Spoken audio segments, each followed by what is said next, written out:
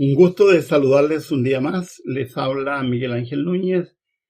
Bienvenidos a mi canal. Hoy día vamos a hablar sobre historias y niños. Prepárense, es el tema de hoy.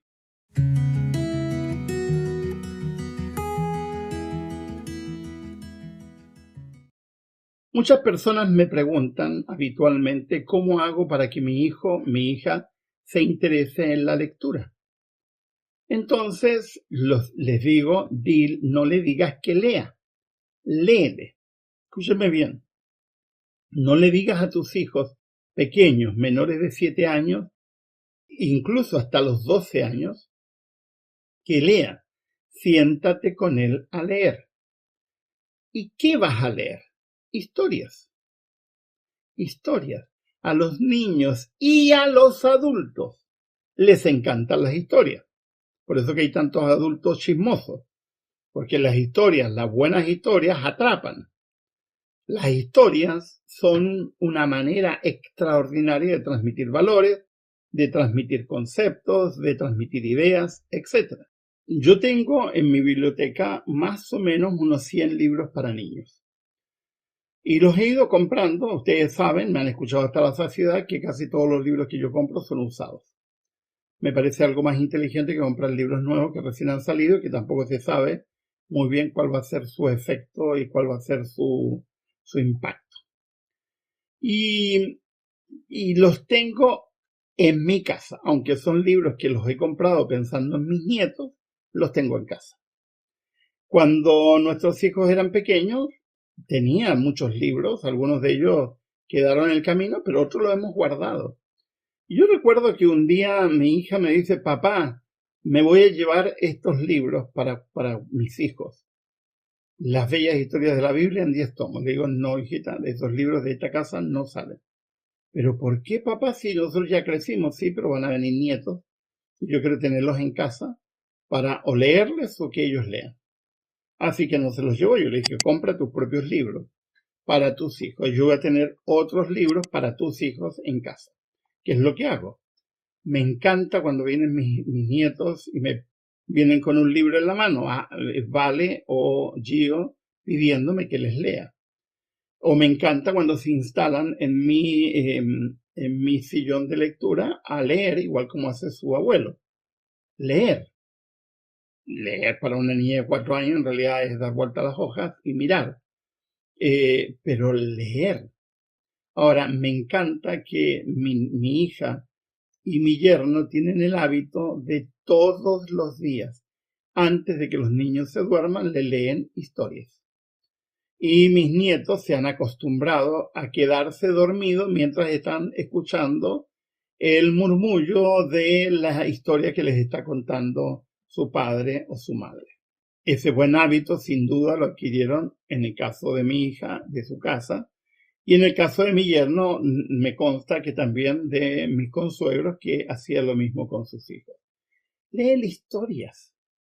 Hay muchos libros de historia, pero no le leas historias, solo historias religiosas, porque hay alguna gente religiosa que cree que sus hijos solamente deben leer historias religiosas. Lee historias de lo que sea, incluyendo historias de fantasmas, historias de brujas, como hay algunos libros de fantasía. Yo me crié con los cuentos de los hermanos Grimm, que está lleno de casos de la Cenicienta, por ejemplo, la Bella Durmiente, bruja y cosas, y los niños se asustan. No se asustan porque los niños van entendiendo que es fantasía. Tienen niños que entender qué es fantasía y qué es real. Pero para eso tienes que leer fantasía y tienes que mostrarle qué es fantasía. Lee con tus hijos. Muéstrales, ábrele. Un niño que se acostumbra a que le lean historias y que le cuenten historias, abre su mundo. Una de las cosas más hermosas que yo recuerdo de mi infancia es que todos los días, al caer la tarde, nosotros no teníamos televisión, fue la época dorada, porque cuando llegó la televisión, un poco eso se perdió.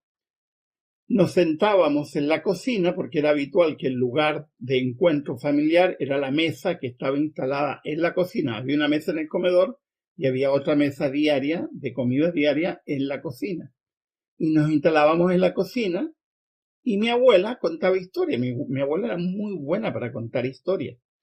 Muchas historias eran reales, otras historias eran inventadas y otras historias eran historias que ella había escuchado y nos contaba. Mi abuela se crió en las oficinas salitreras a comienzos del siglo XX y había muchas historias que ella contaba de las oficinas salitreras y habían historias que ella contaba de el tiempo que vivió en el Valle de Elqui.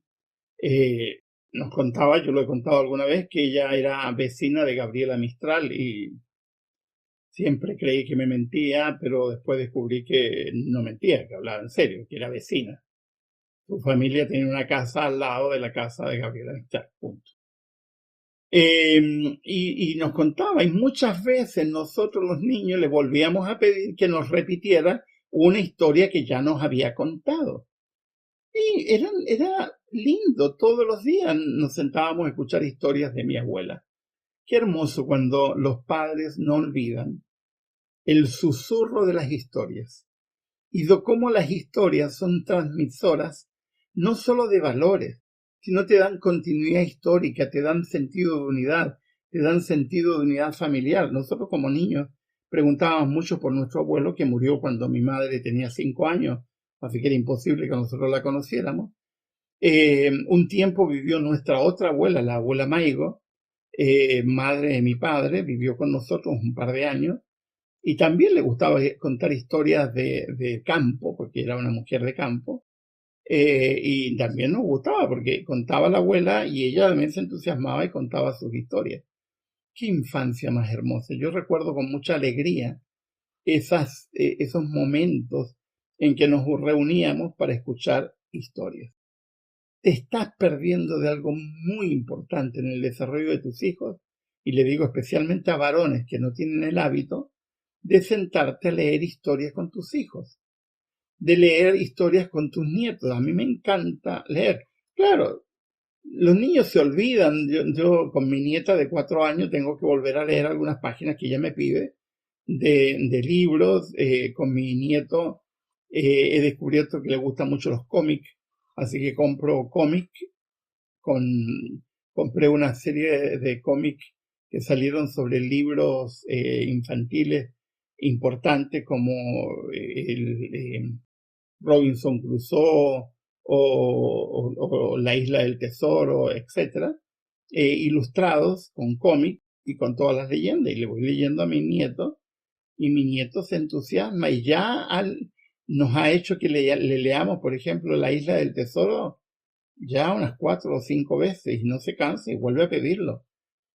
Y que dé paciencia, entonces le va a acabar y va a pedir otro libro y así sucesivamente. La historia es formativa, la historia te da continuidad, la historia te da identidad, te da pertenencia. La historia es muy importante en el desarrollo de los niños. Como todos los días comento libros, me pareció pertinente comentar este libro de historias, pero para adultos. Chocolate caliente para el alma, de Jack Canfield y Mark Hansen. Canfield y Hansen son dos oradores o motivadores que se dedican a dar conferencias. Esa es su profesión. Es una profesión muy rentable. Y un día Jack cuenta que se dio cuenta que cada vez que terminaba una conferencia se le acercaba gente y le preguntaba, ¿dónde puedo encontrar la historia que usted contó? Porque como una forma de reforzar lo que ellos hablaban, siempre contaban alguna historia. Y se fueron dando cuenta de que las historias, ellos los recopilaban de diferentes fuentes, pero que no existían libros de historias para adultos.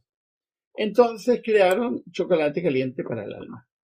Es interesante porque él lo cuenta en otro de sus libros que para poder publicar por primera vez el primer tomo, fueron rechazados en casi 200 editoriales que no querían como un libro de historias para adultos. Eso no se va a vender.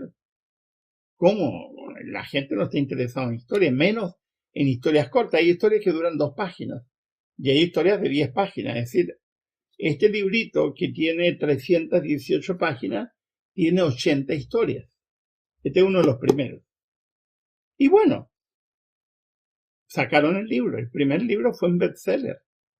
Un bestseller se vendió, la primera edición vendió casi 1 millón de ejemplares. ¿Saben lo que es eso en términos de libro? Entonces comenzaron a sacar una saga. Y ya yo tengo en mi biblioteca 18 chocolate caliente para el alma. 18. En inglés no es chocolate caliente para el alma, sino que es sopa de pollo para el alma. Pero como eso no tiene mucho sentido para los latinos, porque los latinos cuando queremos sentir algo acogedor pensamos en chocolate caliente, especialmente en un día de invierno. Pero en el caso de norteamericanos, cuando piensan en algo acogedor, familia, piensan en una taza de sopa de pollo, un consomé, como se diría en Latinoamérica. Yo les recomiendo esta serie. Yo hace años que ya no compro, no he vuelto a encontrar, pero me quedé en la número 18. Tengo 18 libros de chocolate caliente para el alma, en diferentes. Después empezaron a sacar chocolate caliente para el alma de la madre, chocolate caliente para el alma del padre, chocolate caliente para el alma del adolescente, etc. Historias contadas para diferentes públicos y son atrapantes. Yo de vez en cuando me vuelvo a leer algunos o leo historias que alguna vez he leído, algunas veces me cuesta encontrarlas porque son tantos libros, pero es un muy buen libro. Chocolate caliente para el alma, o si alguien me escucha de Estados Unidos, sopa de pollo para el alma en inglés. Que tengan un muy buen día. Les ha hablado Miguel Ángel Núñez.